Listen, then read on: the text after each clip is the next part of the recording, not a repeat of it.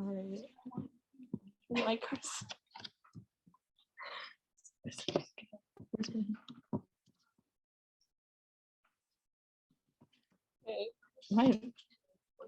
Okay, hi everybody. This is our first event for the winter quarter. We're trying to work with the whole hybrid situation. So if you guys can't hear me on Zoom, just like let Rami or I know and we'll try to fix that. We don't have a lot of solutions though right now, so bear with me. It is gonna be recorded, so you'll have access to all this information after the meeting. Other than that, we're good to go. Has the board introduced themselves yet this quarter or no? No, not yet. So I guess we can do that. Go through and do that. Hi guys, I'm Hannah. I'm one of the event coordinators.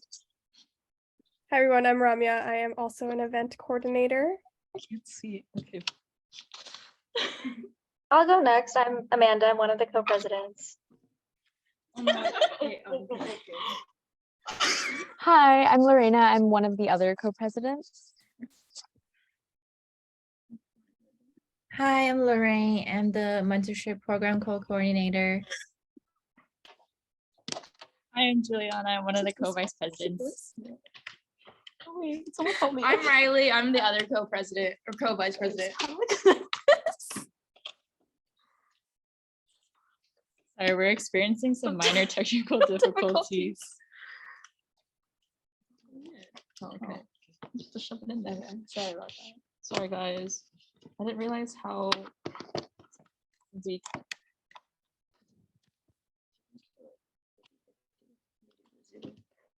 Yeah. I'm gonna find the spreadsheet or the slideshow. Give me 1 second to put it back up forward. The first thing, apply for board. It's a really great opportunity. It's super fun. All of the application links can be found on that link tree, as well as I believe they were sent out on Discord in the announcements tab, as well as on our social media. And then those are all the positions we have open right now for the application cycle. And then for the mentorship program update, we have released those pairings. So just in case, like maybe you did say that you want to continue in it, but like you haven't heard back, I would just contact their mentorship coordinators and they can help you sort that out. And then there is a mandatory info session at 8 p.m. today. So if you are a part of that program, check your email for that. And again, if you signed up for it and you haven't really heard anything back, just talk to the mentorship coordinators and they'll kind of fix that for you. This is kind of our timeline of our events for the quarter. Some things might move around like day to day or time, but this is for the most part pretty much set in stone. We have a lot of fun stuff. There's gonna be some workshops, and as always, we're gonna have some events with like Princeton Review, so that they can help you kind of with the MCAT or like with the whole pre-med med school journey. As well as some like more fun ones like our social at the end of the quarter. So, and then this is kind of the agenda for today's meeting. We have like 4 different categories of events that we're going to go into, and each of our board members kind of are involved in these different organizations. So like if you want to learn more information too outside of like what we've provided today, like feel free to like talk to that person outside of today's meeting. And then starting with research.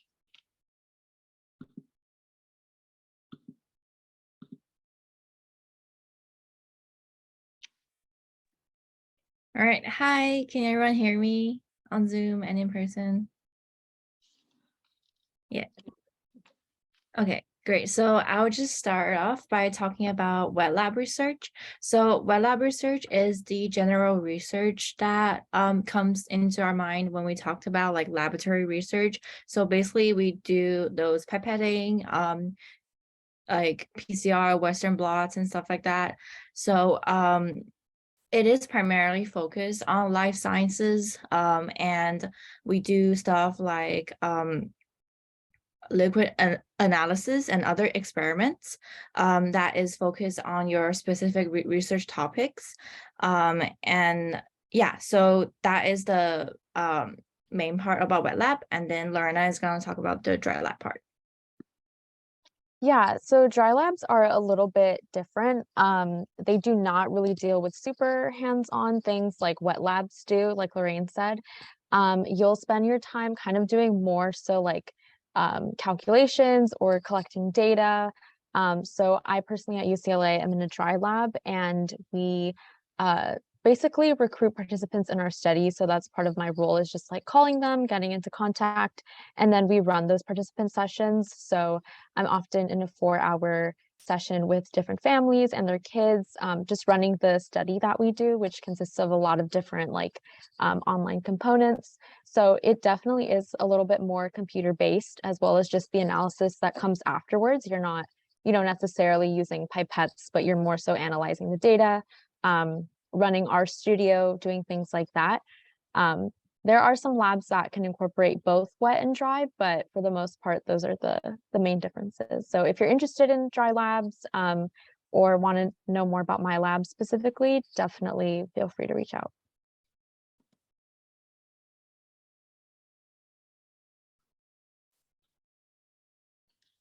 Okay, so research journal organizations, there's actually quite a few of these kinds of clubs, I think, at UCLA in general. And a lot of them focus on different kinds. So if maybe you don't want to do society and genetics, which is like the example right there, there's plenty of them. My friends I know are involved in like biochemistry and chemistry ones. But what really happens in these is that you're going to like not necessarily like conduct lab research the way you would in like a stereotypical like research lab environment, but you still learn a lot about research through papers and different like studies.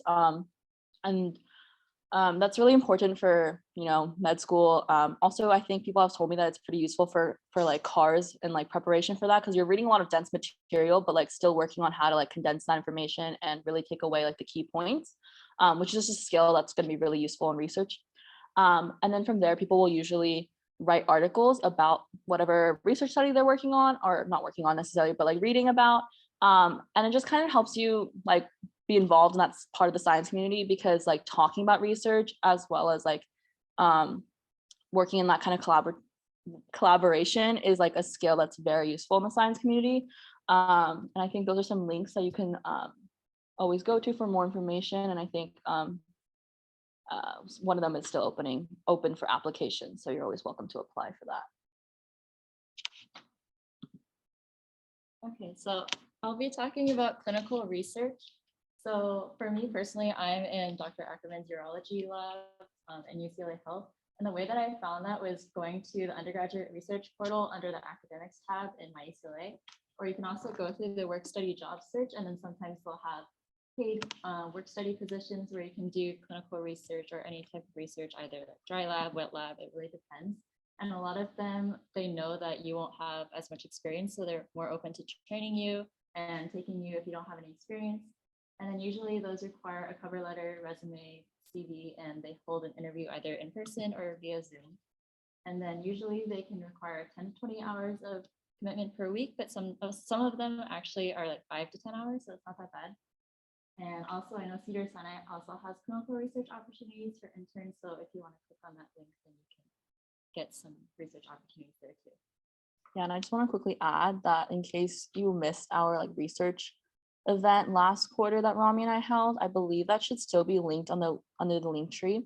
But you can always click on that, because that kind of goes into specifically what I just talked about if you want more information. Yeah, I think that was a perfect transition into this slide, which is actually pulled partially from that research presentation that we had. And if you are following along on this presentation, it's linked in the notes, the research presentation that we had last quarter. But this slide includes a bunch of relevant hyperlinks on like research opportunities that you can apply for, and some research opportunities that are for credit. And so we hope that this makes searching for research opportunities easier, and also you can organize your time on which kinds of opportunities that you apply to. Me personally, I'm a psychobiology major, so a lot of these research resources are psychology focused, but I also included the undergraduate research portal for the sciences as well, and all the hyperlinks are very organized on that website, and so they should lead you to where you want to go. Yeah, and I just also want to quickly say, maybe if you're not interested in psychology, but maybe your thing is more chemistry, like Dr. Sletton's lab group is actually currently hiring for undergraduates. I found out about this like yesterday. So if you're interested in that, I would strongly recommend like just searching her up. I'm sure the information, like her lab information, is online somewhere. But she's a wonderful person, and her lab has to do with a little bit more on the biochemistry side of chemistry. So like if you're not into coding, totally okay. This chem lab does not require you to like know how to code, which I know a lot of like physical science classes or research labs might require.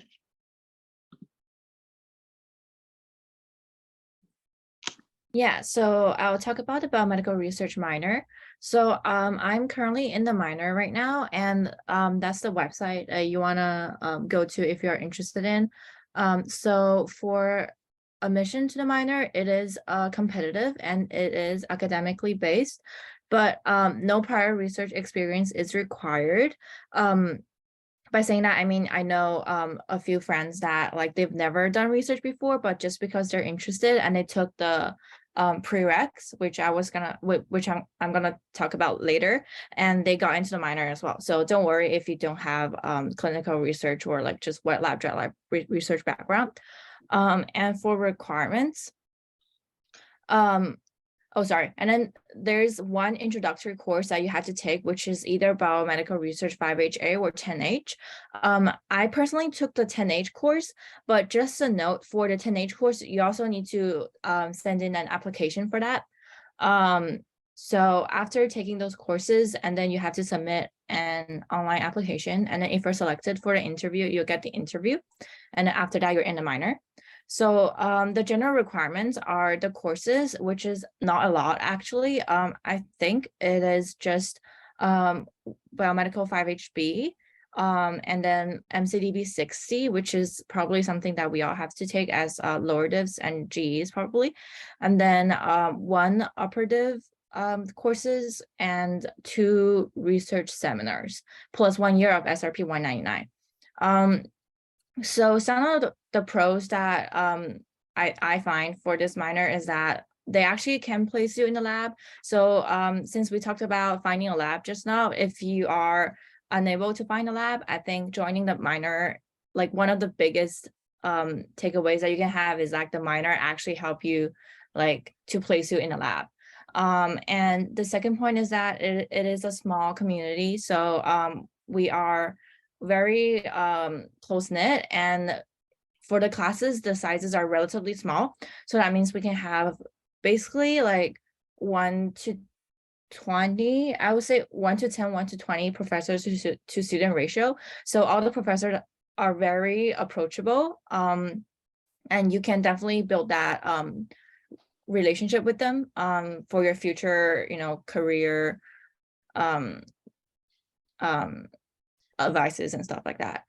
And also you can definitely gain a lot of research hours. Like I said, there is 1 year of SRP 199 required. So I guess I'll also talk about the main difference between SRP 99 and 199. So for SRP 99, you're taking it for a pass no pass grade, and for 199 you have to take it for a letter grade, and for 199 you also have to have a research proposal at the start of the quarter, and you have to submit a general like a paper that summarizes your research at the end in order to gain credits. And yeah, so that definitely helps you to build up your research hours if you're applying to med school. And also it definitely gives you networking opportunities, not just the professors in the course, but also your lab PI, your lab mentors and stuff like that. For some of the cons, personally, I feel like the cons are not really cons to me, but I have heard some of this to be other people's the things that they did not like about the minor, which is there is a lot more hours devoted to classes and research. So if research is not something that you absolutely love, I would not recommend this minor actually, because it is a lot of work. And also, yeah, 1 year of SRP 199, it's very different from SRP 99 and just volunteering. So maybe consider what's on your plate right now, and then make sure that you know what you're applying to. But overall, I really recommend this minor if you're interested, and you can always let me know and reach out to me if you have any other questions. Okay, our next little section is gonna be like non-clinical organizations, so anything that has to do with like not necessarily like hospital work, for example.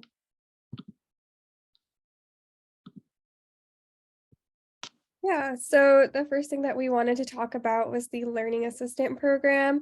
As pre-meds, you've probably taken lower divs that have been facilitated by learning assistants. They're that peer in the corner that keeps coming up to you and asking you questions about the worksheet that you're working on. And like they really try to make you think a little bit more critically about the content at hand. And so as learning assistants, as you've probably experienced with your own learning assistants, your main focus is to increase the amount of information that your students actually comprehend more than just like passively learn. And so you're someone who like asks them questions about the material and makes them think a little bit more critically about the kind of information that they're taking in, because lectures can be really, really dense. And so as a learning assistant, you really help break that down. And something that I found really valuable about the Learning Assistant Program is the fact that I can like increase equity as a facilitator. And so I can recognize which students are a little bit more withdrawn and try to like include them in the conversation. And that one-on-one connection is something that I feel really privileged to have as a learning assistant, because teaching assistants and professors, they have such large cohorts of students to work with. And so it's really hard to take care of every student's needs one-on-one. And so as a LA, you are able to be that person that the student falls back on if they need any extra support. Also, as a peer, you're just easier to talk to. And so it really makes the experience really fulfilling and valuable. Also, the LA program is a great way to just gain leadership experience. As an LA, you're a leader in the classroom, but there's also a lot of opportunities for you to grow in the Learning Assistant Program, because you can start off as an LA, then become a head LA, and then later, if you would like, you can become a logistical head LA, which is a paid position. And so you can kind of like grow in this role and ultimately just gain the leadership skills that are really important, not only in medicine, but also just in life. And so I add a little blurb here about the LA program and also their website and their email list. And they often start recruiting like week 7 of the quarter. And so it's good to be on the email list so that you are in the know of when that application gets sent out. I also want to say, Romi's like totally right that you can grow in this program, because I actually have a friend who is actually currently a TA, like she graduated from UCLA, but even while she was an undergrad, she got to work as a TA for chem upper div courses, because she had spent so much time in this LA program, and she became really close to professors to the point where they agreed to hire her as a TA as an undergrad. So that always looks great on applications, and also you get paid to be a TA. So. Yeah, so our next thing is a South Asian mental health org called Manmukti. And the reason we included this is because it's also not necessarily clinical, but it's a good way to increase cultural awareness and also just understand a little bit more about the kind of the stressors, but also just the kind of experiences faced among the South Asian diaspora.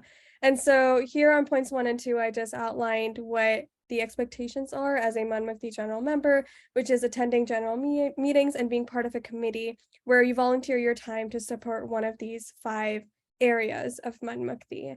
And if you'd like to learn more, I included all of the contact information for Manmukti, as well as a link to our recruitment link and our Sati link. So Sati is a committee within Manmukti, and it is a mental health counseling committee where you can learn how to be an intern or a mentor, or you could just sign up and be a mentee and be coached by a trained mentor.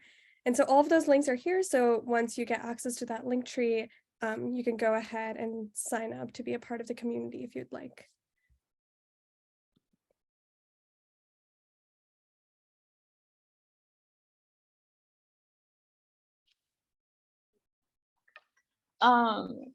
Okay, sorry guys, we're missing some board members, so if you see me reading the slides, it's just because this isn't my own. But Active Minds is part of the Student Wellness Commission or committee.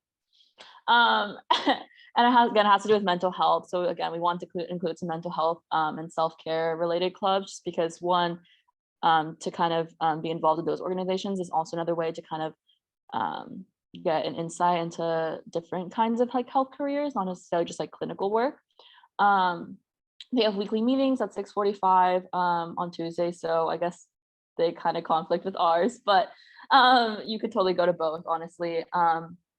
And just like our club, there's no application process. So if you're interested in this and you're interested in, you know, spreading awareness about mental health and reducing like the stigma around it, feel free to join. I think they have their Instagram, their website up on there. But again, it's another incredible resource to get involved in something health related that's not necessarily like hospital work if that's not your thing.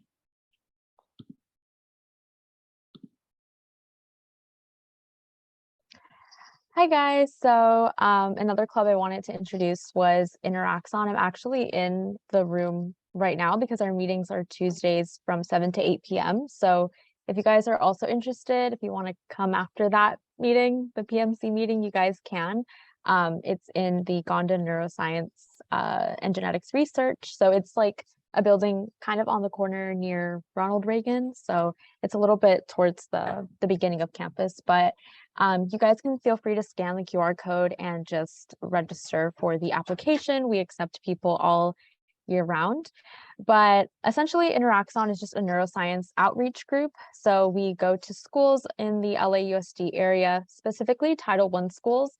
So schools that are underfunded in the sciences, that are under-resourced, and we just aim to build the confidence of students to feel like they can tackle STEM, or to just sort of give them more exposure to the STEM field, to just things that they can probably learn more about in the healthcare field as well, since we kind of like to bring that into our discussion. But so as you can see in the pictures, I don't know if you can see in the pictures, but we also have science fairs hosted here at UCLA. This February, we're going to have a Brain Bee event. So we kind of bus in a lot of kids from different schools, do dissections in front of them. They sometimes have like a neuroscience competition. So it's just a really good way to be a mentor, to kind of teach them what you know, and to expose them to why, for example, you might love STEM if you do.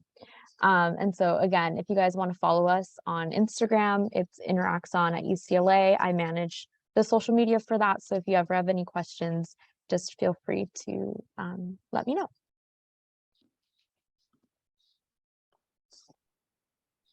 Okay, so this is another organization that's not necessarily your mainstream kind of pre-med club here at UCLA, but they still do a lot of work like leadership wise, and also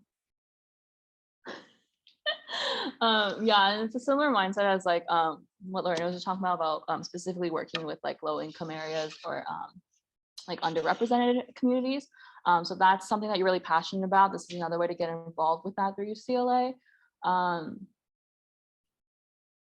You get to apply to be a camp counselor. So like if you have any like fun memories as being like a camp kid over the summer, maybe like this would be a perfect like position for you, just because you get to give back to that community, and also like it's another way to like relive it if you really enjoyed that kind of experience. And you don't have to have any set experience that I just said in order to be in the club. I believe they like don't necessarily prioritize like or require you to have like a camp background. But I do have friends in this club. I can say that they really do enjoy their time. I obviously am not in it because you can see me reading off the slide. But I can vouch that people love it. So if this sounds remotely any interest to you, I would say reach out to them or go on their website or Instagram to learn more, because I don't have all the information. But the application is coming up soon. So I think that's in 2 weeks, a week and a half. So definitely check them out before then.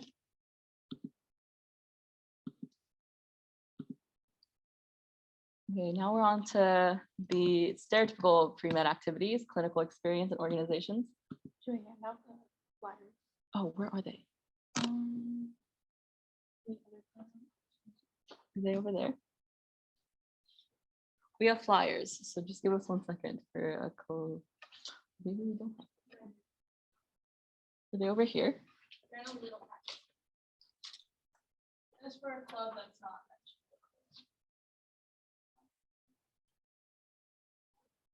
mentioned. Okay, we can just. Okay. Yeah, can I have one so I can read it? Yeah. Okay, so for anyone on Zoom, this is mirrored, but we'll send a picture of this in our Discord. But basically I think it's a new Women in STEM organization here at UCLA. It says STEM-centered professional growth and journal club. So another one of those journal clubs I was talking about, focused on uplifting women, non-binary students, and like people of color at UCLA. They have the next informational session is going to be on the 19th, so this week on Thursday, I believe. So if you're interested, feel free to join. I think we will send this out in the Discord so that everyone on Zoom also has a copy of it. But it's another really great way to get involved in like research and learning more about how to discuss research. And if you're really passionate about their like values, I would say check them out for sure.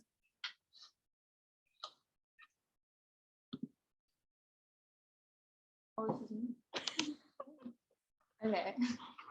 Oh my god, I swallowed my spit wrong. Okay, so other ways to get clinical experience, kind of have a little list. There's obviously more though than what's on here. So I've done the first three, so I can kind of speak more about those. Fourth one though, UCLA also offers those programs. It's the same way through the phlebotomy, just you sign up for a different one. But the first one is scribing. So a lot of you have probably heard of that. It's kind of just where you go in, you follow around a doctor and you write everything that they talk about with a patient. And that's just so that they have a digital record of everything that they go through. One thing to note about that one though, is that it is a very passive activity. So you're not getting like hands-on experience with patients. Second one, optical assistant. I just have that one on there because it doesn't require any kind of certification. Pretty easy, you just apply any optometry office. It allows you to get patient experience because you're doing all those pre-tests before you get to the exam room where it's like 1, 2. So you do everything else though. And then third one, phlebotomy. This one requires a license. So UCLA has an extension course. You have to pay outside though. It's not in tuition, unfortunately. But basically that's like a 7-week program, and then you do 40 hours of on-the-job experience. So you go to different hospitals and you draw people's blood, and then you get your license. And that really allows you to actually like work with patients and actually form a procedure on them. And so really allows you to experience the hospital. And then the last one, again, I haven't done the last one. EMT though, we know those as like the drivers when somebody's been hurt and needs to be picked up. So again, with that one, kind of with scribing, you do have to remember that's not a more passive activity because you are just picking them up. Whereas paramedics, you actually do perform stuff. However, paramedic, another thing to note though, is much longer license program. So not as easy to fit into that school schedule. But if you can, it looks great. And so, yeah.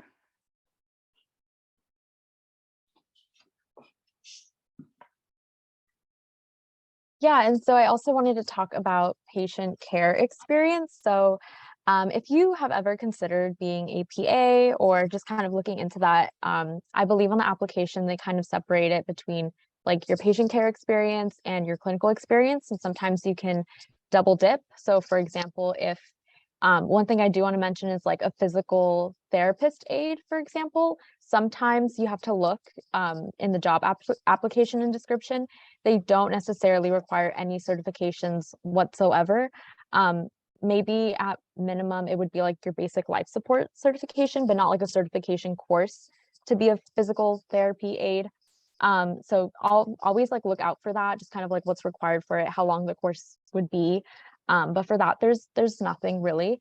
So for example, if you were to get paid for that, you can kind of put that down as both patient care because you're working one-on-one with the patient and helping them, as well as clinical experience, because if you're getting paid for that, getting money, you can also put that down. So just also be aware of kind of like double dipping, kind of like how counselors here at UCLA are like, oh, you could do your diversity requirement and your writing to requirement. So yeah, that's just an analogy, but some patient care experience opportunities. So that would be shadowing, that isn't paid, taking vitals, prescribing medication, performing procedures, and designing a treatment regimen. Some examples of that, again, they kind of double dip with the clinical experience, but that could be a phlebotomist. I put physical therapists, EMT, CNA, things like that. And then you can get patient care kind of close in that way. So again, just kind of like be aware of the certification.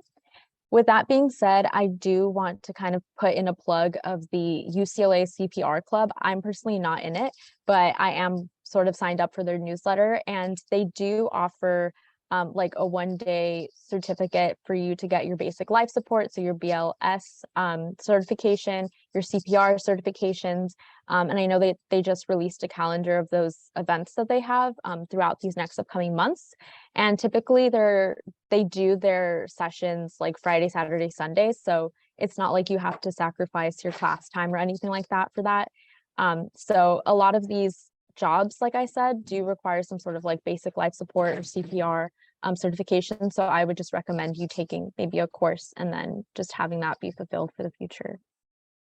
Yeah, also if anyone is a Hill resident, usually the CPR club will do some sort of event specifically for the Hill where it's like free. So sometimes their classes, they'll like charge like a small fee, like $5 to $10, like very small. But I know there's like a big Hill event that's usually like 100% free. I did it last year, super fun, super quick. They usually make it like a fun day activity. So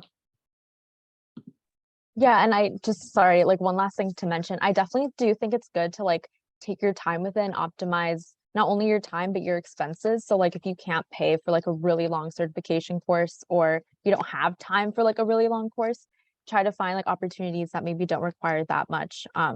Like Hannah said, you know, some CPR courses are like just $30. So yeah. okay, so I know shadowing was on the previous slide too, but this is kind of more in depth about it. It's another really easy way to get involved and just kind of get a sense of like maybe what specialties you're interested in, or like maybe even like, do you actually want to be a doctor? I know a lot of pre-meds come in with this idea that they want to be a doctor, but like they're not really sure of like what that's going to mean for them, like in a literal sense. And with shadowing, like you don't necessarily have to be certified or anything. Like high school students will sometimes shadow too, right? So I kind of put an example of like what you can say if you're like calling an office. I know most people do emails. I personally mostly did cold emails, but like I've had friends who are more successful when they like just straight up call the office and they're more assertive in doing that. But you just want to mention like the basics, as with like when you're cold emailing professors for like research, you know, like name, major, like what you're interested in, like where you found them, etc.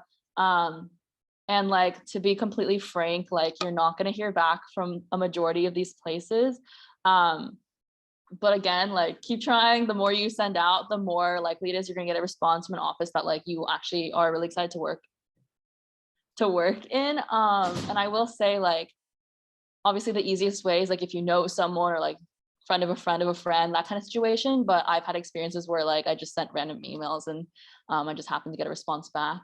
But again, it's a great way to like kind of see what kinds of specialties or what kind of work you would want to do, instead of just like having to randomly like pick a direction, right? So maybe like you'll find out through shadowing that maybe it's not like surgery or like the standard doctor route that you want to do. Maybe you actually want to be like a PA or a DO or stuff like that.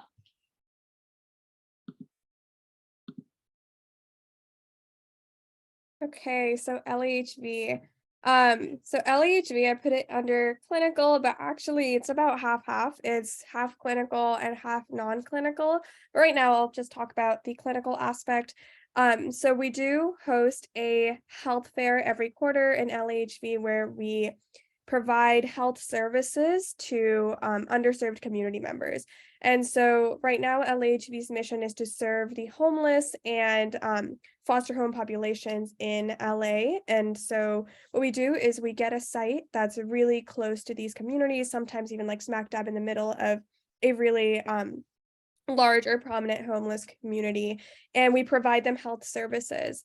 And this quarter is our first quarter where we are training our members on how to conduct glucose tests and do like pricks of people's fingers and collect their blood and like see whether or not their hemoglobin levels and other levels are fine.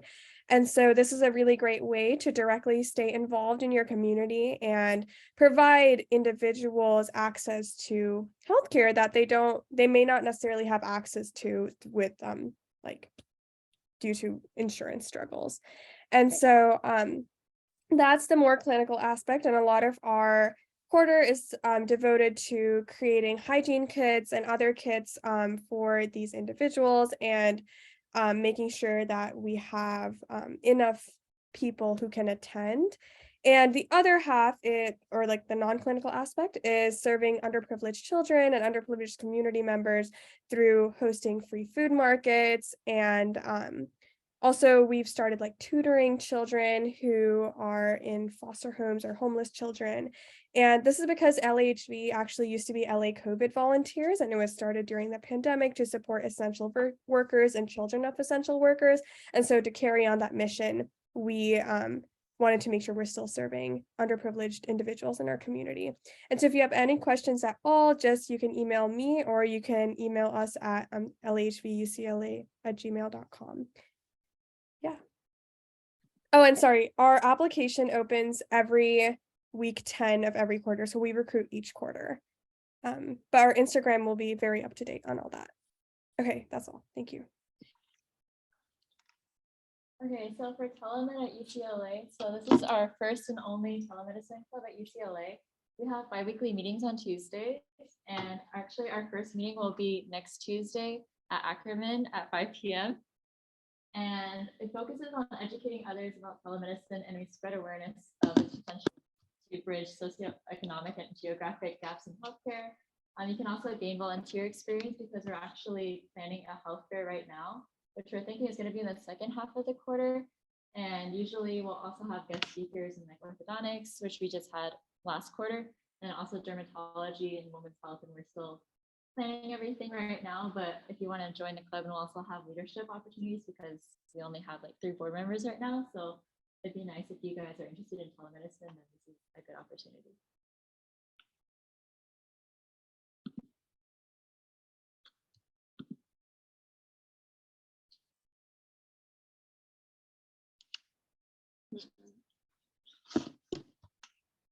Okay, so Team HPV, so it's a club about hepatitis B, liver health, and just in this general like community, specifically at UCLA too. And one of the great things about it is that it does give you the opportunity to shadow, right, which is something that we talked about. And so like maybe if the process of like cold emailing is a little daunting to you, which it is to me too, by joining this club, you kind of get your foot in the door at least a little. It provides you with that opportunity, with that connection.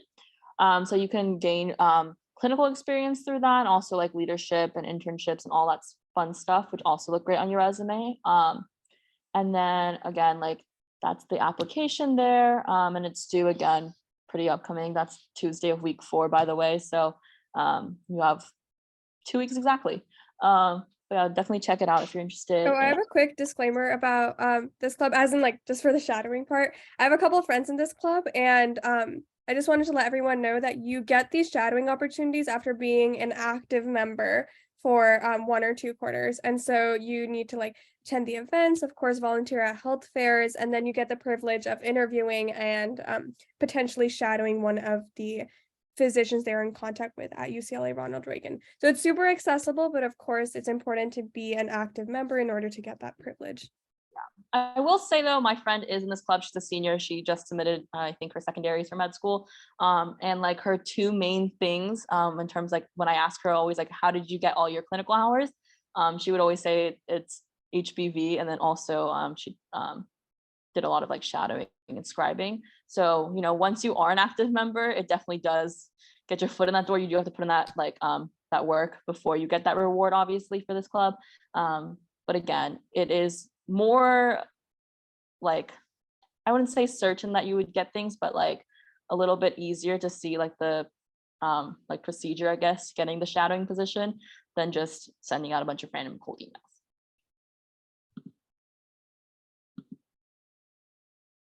Okay, the Care Extender program is actually one of the things that my friend did put on her secondaries, or on her med school apps, I mean. It's a really great program. It like once you apply and get accepted, it really connects you with like healthcare providers in like all of these different like specialties, right? So it's not just like you get to only see like one specific kind of like treatment or department or specialty. You kind of get a broad like overview, which is really nice if, again, kind of fits with the whole shadowing theme of like you want to try to shadow as many specialties or get experience in as many specialties as possible. You basically you serve as a volunteer within the hospital, I believe, and it is like pretty, like it is a decent time commitment, right? Like it does tell you like you do have to do like a 4-hour shift, and you do have to commit like 250 hours, but it's a great way to really like stack up those clinical hours and like at like a reputable like hospital, right? Like Ronald Reagan.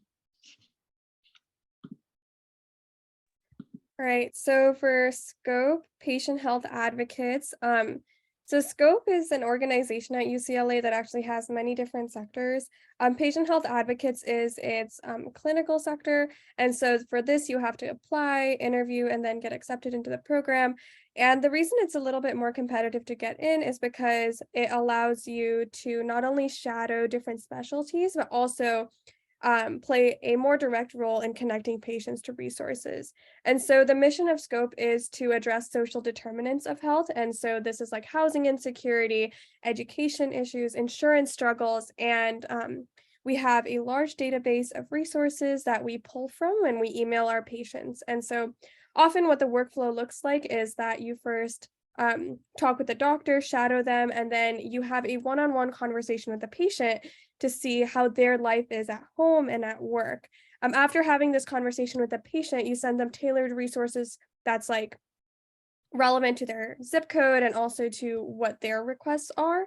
And you send those resources over so that they can stay healthy, not only within the hospital, but also within their home. So applications for this go out the September of that year. And so there's an interest form linked on the slide, and applications for next year will go out September 2023. Okay, our last little section is just like everything else, things that didn't fit into the above 3 categories. Okay, so I want to start, don't get discouraged by the title, that's a chem frat. Okay, I know the name isn't very exciting. However, I wanted to put this up there because there is free tutoring available for all students, regardless of whether or not you're in the club or in the frat. I will say that all of the major lower division courses are available for tutoring, as well as all the upper division ones. And like our tutors are like successful biochem and chem people. So if you're struggling in classes such as like Chem 154, 156, like 153, those upper divs, like we have plenty of people who like chemistry is their thing, you know, and they're more than happy to help you. For tutoring specifically, all you have to do is go onto our website. There should be a page for tutoring, and then you just make appointments there. If you can't find an appointment that works for you because it's kind of a weird website, I would recommend just contacting the tutoring chairs, which their information will be on there as well. And they can help you figure that out, or you can visit us in person at Young Hall. It's the first floor where you buy lab supplies. So if you ever bought lab supplies from Alpha Chi Sigma, that's where you can go and talk to us in person. And again, you don't need to be a chem or biochem major. And there's also midterm review sessions for a lot of lower divs. I think like if you're in like 14A or B or 20A or B, we have a lot for those usually. We don't have winter recruitment, but we do have at the very start of spring quarter. So if you're interested in like getting in into the frat, which again doesn't sound fun, but I can say that we are very close with faculty. So if you're in 14D, for example, and you're like, wow, I really like Professor Pham, I can tell you that all of us are basically friends with Professor Pham. So like you get to be friends with faculty, which is always really great, and it makes it getting into a lab also easier if you like have a personal relationship with them. That is how I have the contact, like the information from like Dr. Sletton's lab, is because she is a professor member. So obviously there is a level of like networking that you gain from just joining Alpha Chi Sigma. But again, you don't have to be a chem or biochem major. I'm actually switching out of biochem. So, I'm not a biochem major anymore. And we also have had like linguistics majors in the past. So as long as like you've taken like one chem class, you're good to go to join Alpha Chi Sigma. But again, you don't have to do that to access any of our tutoring opportunities. I put a photo of me on it. So this is about fellowship. So fellowship is kind of like research over the summer. You get a stipend, so it's pretty awesome, but you do have to apply and you do have to be actively working in a lab. No worries if you're not in one yet, you do have time. I joined my lab, I think winter quarter before my summer fellowship. So you still have time for sure. All you have to do though is that, so I'm a chem major, so this is more chem, biochem, because I got it through that department, but I did look it up. Other departments also offer it. But basically I know for chem and biochem, it opens up in March and ends around June. And so basically you just have to have a professor sponsor you saying that you have done research and that you know what you want to do. And then you come up with an idea that you want to research. And then you hope you get chosen, which quite a few people did get chosen. So, and that's kind of like the link of, there's different fellowships awarded. So that was the link for last year on what ones and like why people qualified, because they don't really let you know beforehand. But what I've seen is that it's pretty standard each year of what they're looking for. And then you get a stipend for the whole summer, which is pretty nice. You get paid for your research and you make your schedule up however you want to and whatever works with you and their professor or your advisor. And then during the summer, there's a whole bunch of different opportunities that you can do beyond research or beyond just doing your day-to-day research.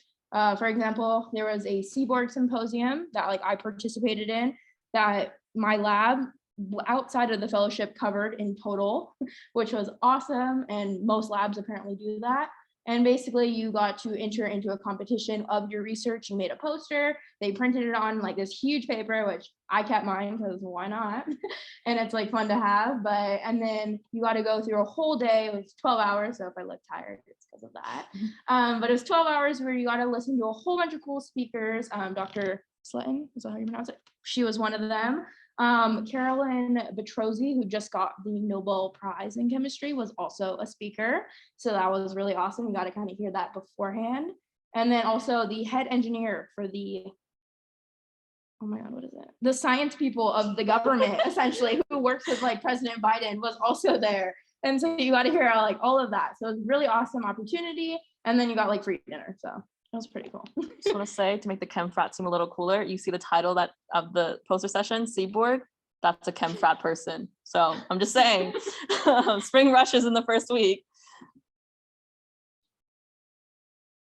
Okay, student government is also a great way to get involved at UCLA. It shows leadership, which is another aspect of your like application resume for med school that is like a vital part.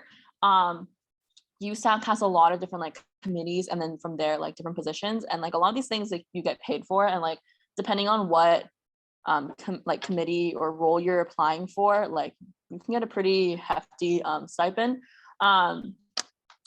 Besides the money, there's also like leadership opportunities. You get to like make changes you want to make for the school. I know like student wellness, for example, they do a lot of like great stuff to like promote like mental health or like self-care events. Like last quarter they served a bunch of Chipotle on the Hill, in case you saw that event. But you can apply in the fall or summer, and then there's also like elections. And I will say, like, just like look out on Instagram. I know a lot of people who a lot of people are involved in USAC in one way or another, and they'll always post things like, oh, like we're trying to fill like their staff. And then you can always see if any of those positions or committees sound interesting to you, and then you can always like click on their link and then apply.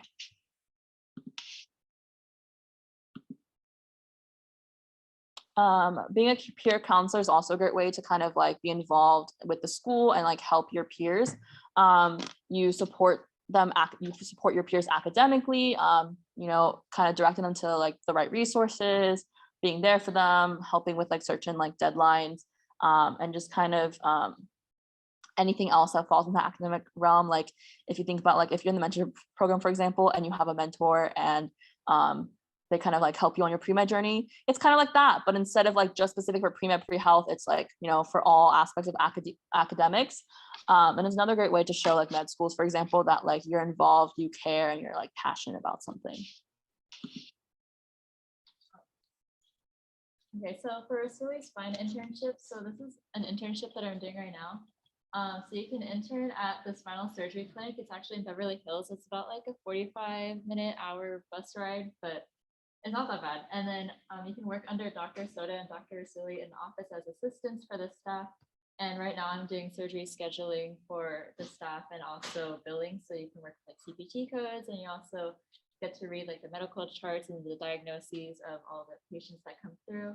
And you also call the physicians and the patients themselves to follow up with them and schedule their appointments and stuff like that. And also you just get like a behind the scenes aspect of medicine before their surgery. So if you're interested, then you can email that email right there and ask them if they're still recruiting new interns, because we do recruit every so often. Like last quarter, we recruited maybe 2 or 3 interns.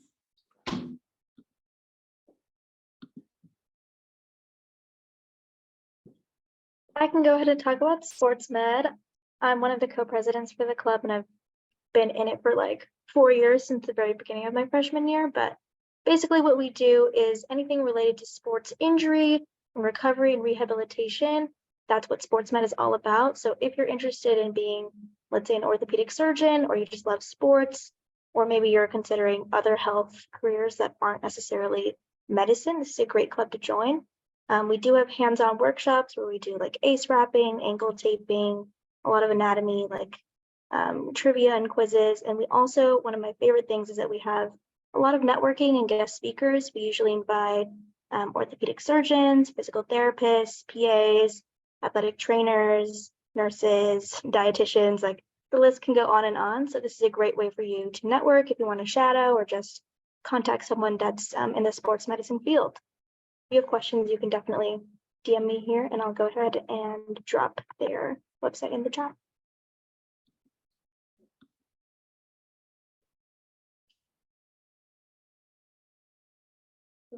We are over 7, Yeah. but this one I feel like we advertise a lot for. So they're on our Instagram quite often, offer a ton of different resources, networking, different programs that you can apply within the club, all around, lots of activities in this one.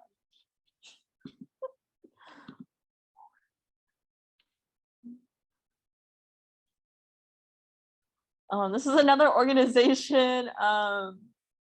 If you're really passionate about like refugees, immigrants, stuff like that, join this one. Especially it's very like with the times of like current events always. But if also they have 4 positions available. So if you're looking for another leadership opportunity, this one, I think, yeah, it says that they have 4 positions. Due approximately next week, so it is a quick turnaround. So if you're interested, I recommend taking a closer look at it as soon as you can, and then filling out the form. Oh, we do. Oh, these are This was the thing we sent a flyer for. We didn't know if we put a slide in for that yet, but anyways, that is what we handed out. Again, like if you're the name now. Okay, no, we again, journal club specifically, like if you care about, like if you're passionate about like women, non-binary, people of color, all that.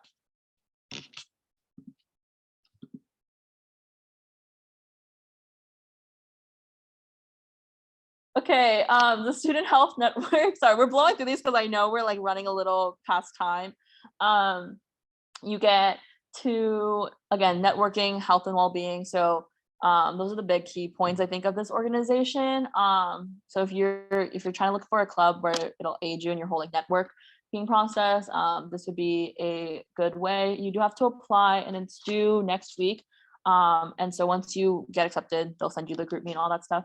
But you get to learn about, or you get to collaborate with different organizations for student wellness. Like the student wellness community is like literally on there, which is one of the USAC, or worked with USAC. And yeah, check them out if you're interested. And this is us. So obviously you guys know our information.